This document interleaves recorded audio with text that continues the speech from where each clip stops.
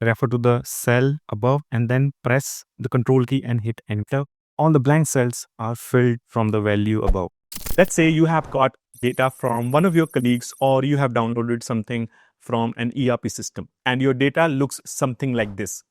Now, to convert your data from this to this, we have three different methods. So in this video, I'm going to show you how you can actually fill down your data using these three simple methods. So let's get started. In the first column, I have region, and in the second column, I have cities. Now, the problem is in the region as well as cities column, I have all the cells, literally all the cells are blank. I only have the first cell with the name of the city or the region, and rest all cells are blank. Now, this very easy way that I can use, and that's by just filling down using the Ctrl and D keyboard shortcut. And the point is, if my data is quite big, it's really hard for me, and it will take a lot of time to do it manually for one by one. And as I said, I have three different methods to deal with this situation.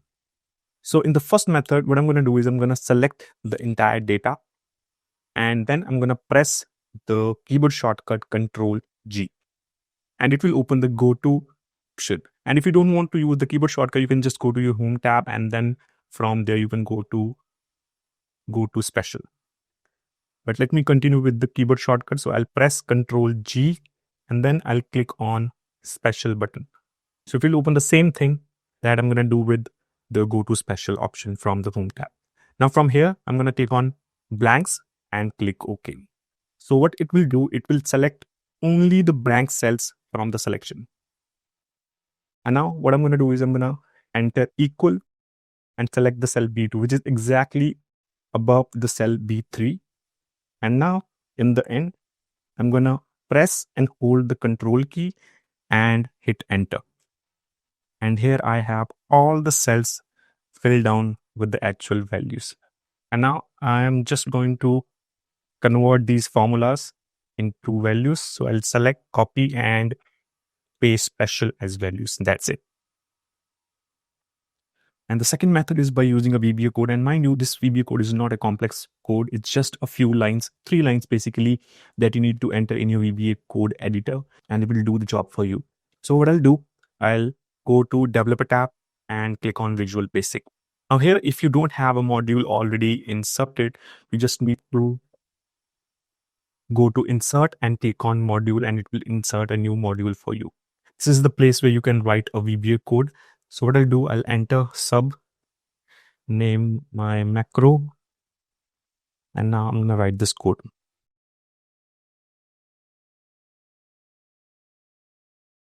So I'm writing this code for all the cells in the selection. So when I select the range where I want to fill down the data, I am referring to each cell in that selection.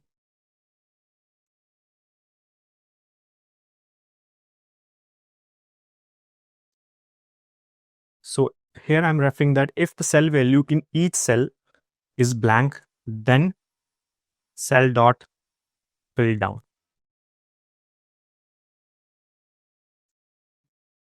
So this code is basically a simple loop that we go through each cell in the selection, and if a cell is blank, it will simply fill down the value from the above cell. Now let me go back and select the data here, and here in my Visual Basic editor, let me click on the run button to run this code and show you how it works. So it's doing the job pretty much fine. The only thing that you need to take care with the VBA code is that when you do something with VBA code, you cannot undo it. So that's the only thing that you need to take care. But VBA code is pretty fast. If you deal with this kind of data a lot, you can simply save this code in your workbook and run this code whenever you want. All right, so let me move to my third method that you can use to fill down values up to the next value. So this method is by using the Power Query. And if you're using Excel 2013 and any version after that, you have the Power Query in your Excel version. So what I'll do, I'll go to the Data tab, and from the Data tab, I have this group of options that is called Get and Transform Data. So from here, I'm going to click on From Table and Range. I can also go to get data, and from here I can go to from table and range. So let me click on from table and range. And when I click on this button, it asks me to convert my data into an Excel table.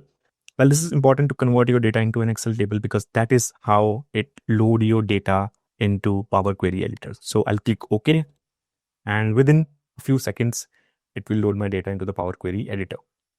Now, things from here are pretty easy. All you need to do is just click and select the first column and then the second column. So these are the two columns where, values that I want to fill down up to the next value.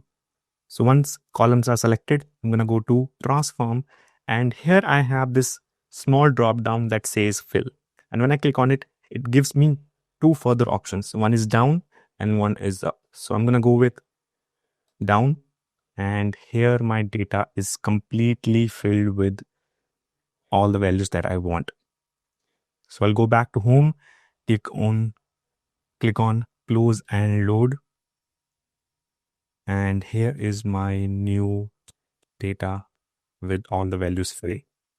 So these are the three methods that you can use to fill down data up to the next value. Share with me which method you like the most and which method you feel is the quickest method to fill the data. And make sure to subscribe to the channel because I'll be coming out with a lot of cool Excel tips and tricks in coming weeks, and I'll see you in the next video.